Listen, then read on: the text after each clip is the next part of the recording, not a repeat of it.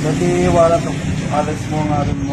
Matagumpay na naaresto ng Cagayan PNP ang isang provincial top 2 most wanted person sa kasong statutory rape sa Barangay Lubo, Santo Niño, Cagayan nito lamang Miyerkules, ikapito ng Agosto, taong kasalukuyan.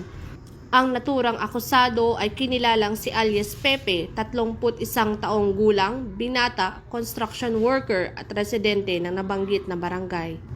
Naging matagumpay ang kinasang operasyon ng mga otoridad na nagresulta sa pagkakaresto ng sospek sa pagtutulungan ng Santo Niño PNP kasamang Regional Intelligence Unit 2 Cagayan South.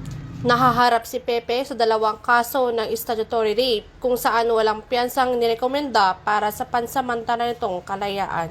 Ayon kay Police Colonel Julio S. Corospe Jr., Provincial Director, hindi titigil ang buong pwersa ng Cagayano COP sa paghahanap sa mga iba pang individual na nagtatago mula sa batas. Kaugnay nito, hinihingi ng buong kapulisan ang patuloy na pakikipagtulungan ng mamamayan sa ating kapulisan para sa mas mabilis na pagdakip sa mga iba pang wanted person para maibigay ang hustisya para sa kanilang kawawang biktima. Ang Santo Niño PNP ay patuloy sa pagsasagawa ng operasyon laban sa mga taong may pananagutan sa batas upang mapanatiling ligtas, tahimik at maayos ang komunidad tugon sa maayos at ligtas na bagong Pilipinas. Mula dito sa Lambak ng Cagayan, ako ang inyong PNN correspondent, Patrol Woman Janet Balad, alagad ng batas, tagataguyod ng Balitang Pulis.